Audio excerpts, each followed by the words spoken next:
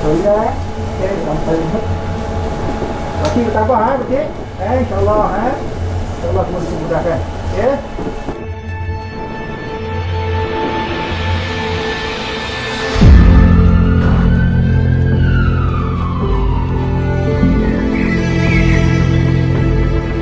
Mereka berjalankan ujian ini, kita dapat mengesan mereka dengan lebih awal sebelum mereka menyebarkan lagi virus itu kepada populasi lain.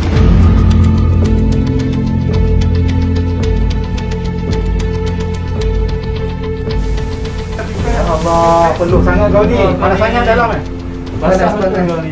Serius panas. Balik.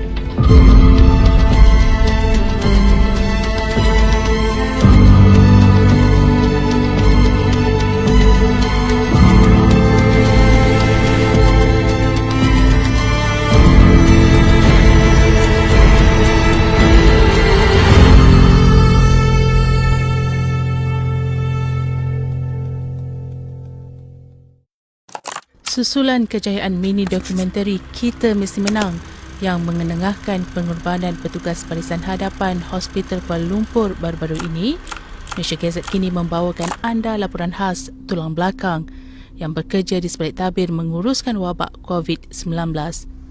Menurut Pegawai Sains Mikrobiologi Perubatan Jabatan Patologi HKL, Nur Hazmi Rosman, pasukannya juga bersengkang mata untuk menjalankan ujian makmal sebelum seseorang itu disahkan positif atau negatif COVID-19.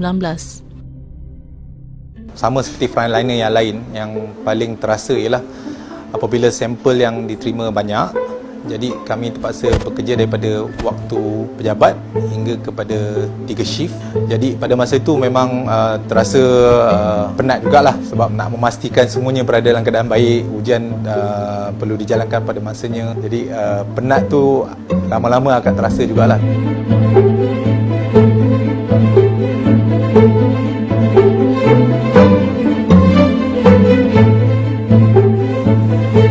Proses nyah kumannya, maknanya heat activated menggunakan haba, suhu yang tinggi, jadi kita akan matikan virus tersebut dulu dan kemudian sampel berkenaan kita akan lakukan proses nucleic acid extraction. Prosesnya ialah kita untuk mendapatkan RNA virus tersebut daripada sampel berkenaan. Part extraction.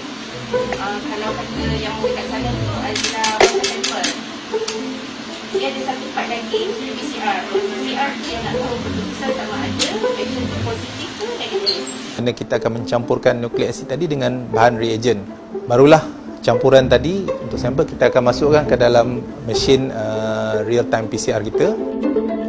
Akhirnya daripada itu kita akan buat analisa pada keputusannya dan baru kita dapat hasil untuk menentukan bahawa satu sampel itu sama ada mempunyai RNA virus SARS-CoV-2 atau tidak di dalam sampel berkenaan.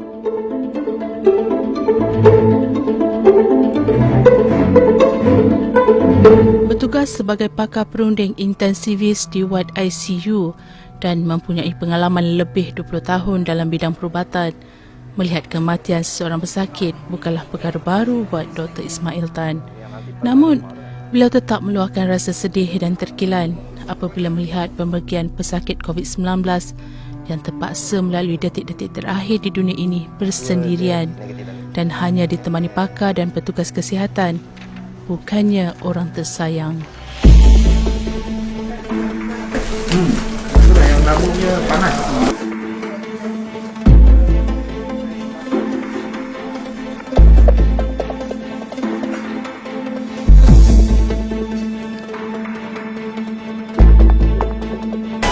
Kita mesti kuat. Yang paling mencabar ialah kita tidak dapat berhubungan secara langsung dengan waris ataupun keluarga yang tersayang.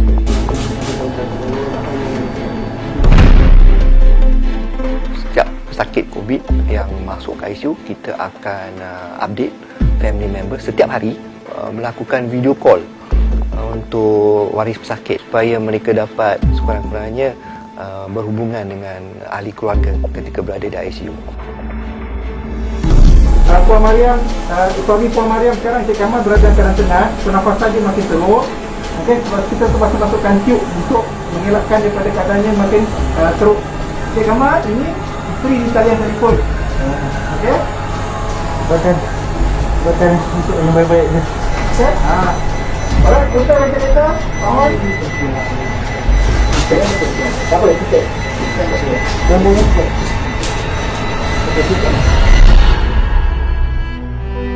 Kematian semasa dalam ICU bukanlah satu event, ia sebenarnya satu proses. So sangat mencabar untuk semua anggota kesihatan, termasuk diri saya sendiri, terpaksa menghadapi saat kematian untuk pesakit. Bila kita terpaksa telefon waris mengatakan yang pesakit yang telah meninggal dunia ataupun akan meninggal dunia, dan mereka akan tanya kita boleh datang, boleh tengok, ada yang menangis, meraung dalam phone tu. Dan kita tahu kita tak boleh benarkan dia datang. So itu satu saat yang luar biasa. So ada juga beberapa pesakit yang tiba-tiba jantung berhenti dan segalanya. Ya, jantung berhenti dan kita terpaksa buat CPR. Lepas tu baru kita telefon beritahu pasien dah tak ada.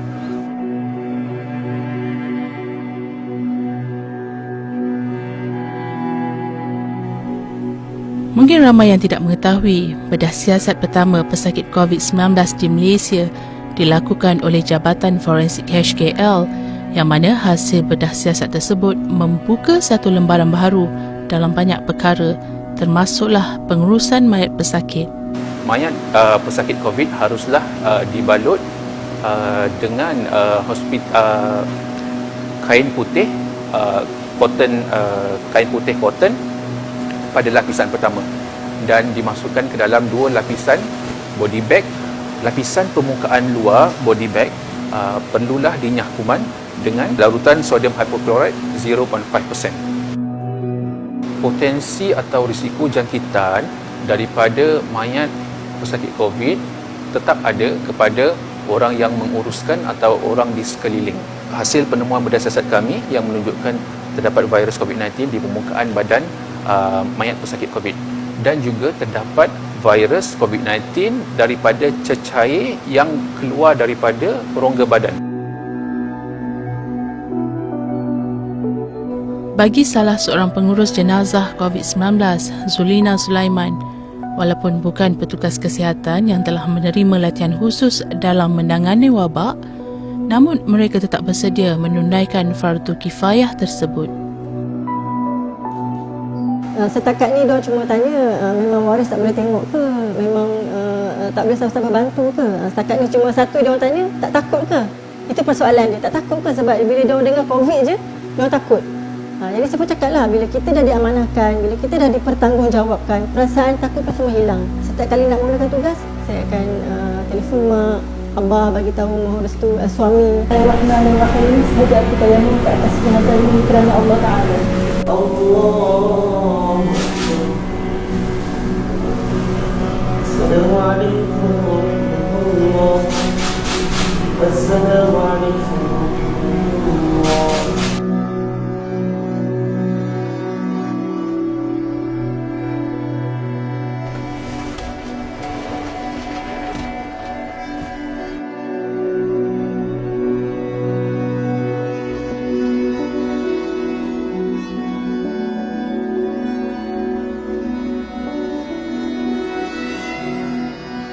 Apabila jenazah tiba di sini, di mana pasukan saya akan memakai suit PPE yang dikendalikan dan ditaklimatkan oleh pejabat kesihatan daerah, di mana kami akan memakai suit itu berpandukan apa yang diterangkan oleh pejabat kesihatan daerah tersebut. Jadi di atas nasihat daripada pihak KKM dan juga pejabat kesihatan daerah, kita diminta untuk tidak mengadakan talqin, hanya bacaan doa sahaja.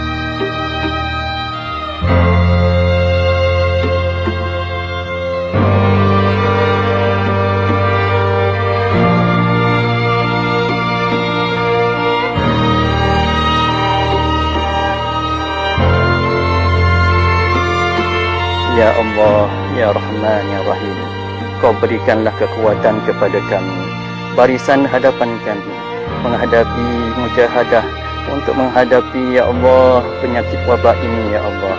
Oleh itu, Ya Allah, Kau jagalah kami, Ya Allah. Kau peliharalah kesihatan kami, Ya Allah. Jika ada di antara kami yang sakit, Engkau sembuhkanlah. Jika di antara kami ini ada yang telah pergi menemuimu, Ya Allah, Kau rahmatilah mereka, Ya Allah.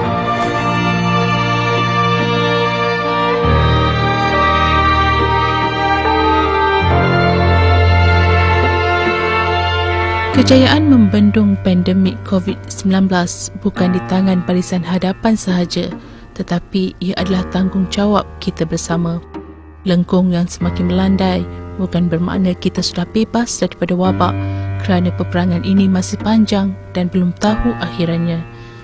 Namun hasil kerjasama semua pihak, terutamanya rakyat, mampu menamatkan peperangan ini dengan kejayaan milik kita.